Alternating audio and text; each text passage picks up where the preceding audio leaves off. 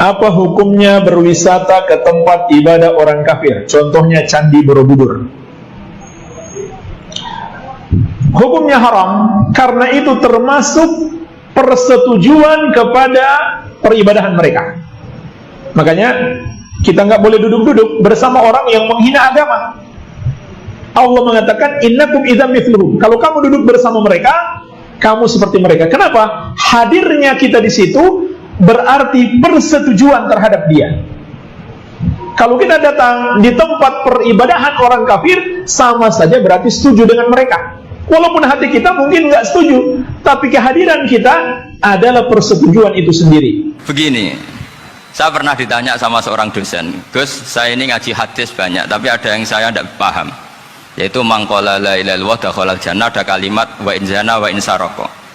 Meskipun pernah zina, pernah maling. Ini kan seakan-akan mentoleransi perzinaan dan pemalingan. Terus saya bilang, oh makna hadis itu seperti ini. Jadi kebenaran absolut, kebenaran yang mutlak itu tidak akan terganggu oleh status perilaku seseorang. Saya berkali-kali memberi contoh. Orang yang ditangkap KPK akan bilang 1 tambah 1 2. KPK-nya juga bilang 2.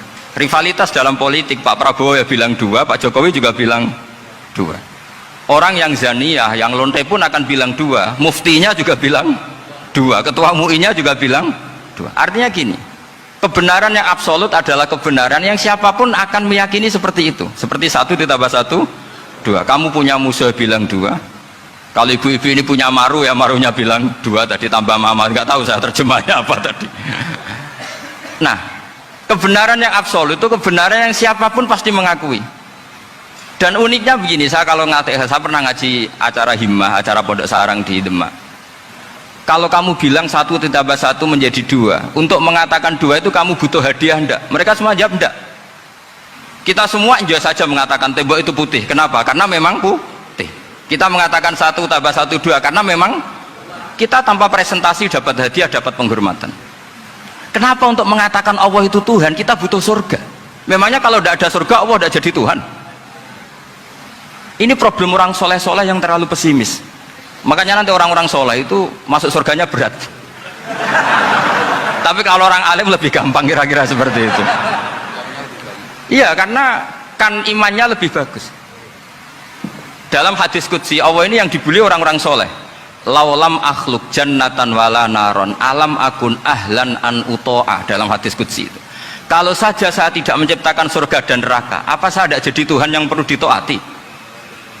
Apa kalau kamu tidak saya kasih uang 1 juta terus bilang 1 tambah 1 11? Enggak kan? Tetap bilang berapa? 2. Kalau kebenaran absolut yang 1 tambah 1 kamu bilang 2 meskipun tanpa mendapat hadiah, kenapa untuk bilang Allah Tuhan kamu butuh hadiah surga? Itu kan serai ikhlas belas. Makanya saya terus mengajarkan ikhlas. Ikhlas itu bisa dilatih dengan akal, dengan pikiran, bil ilmi lah. Harus dilatih. Nah di sini ini momen atau makna yang mestinya harus difahami wa inzana, bahwa kalimat ini sah meskipun dilafatkan seorang yang pernah zina. Sama seperti 1 tambah 1 2 sah, diucapkan siapa saja sah.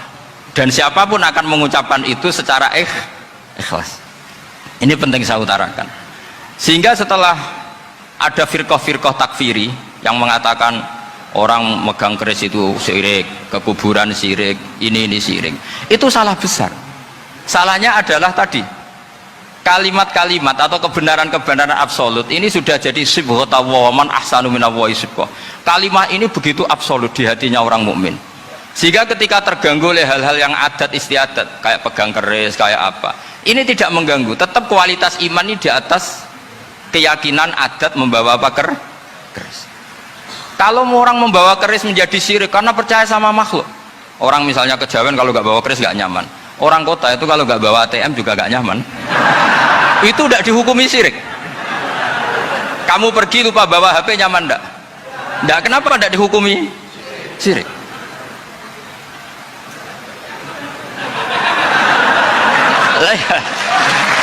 Jadi ini logika-logika. Jadi makanya ini Gus Reza boleh ngeritik saya itu berkali-kali bilang saya termasuk ulama yang mau bikin gerakan cangkem elek. Karena nanti kalau saya nisbatkan ke Rasulullah itu tidak pantas, karena Nabi ahsanan nasi khalqau wa khuluqa. Tapi saya siap jadi bempernya Rasulullah sallallahu alaihi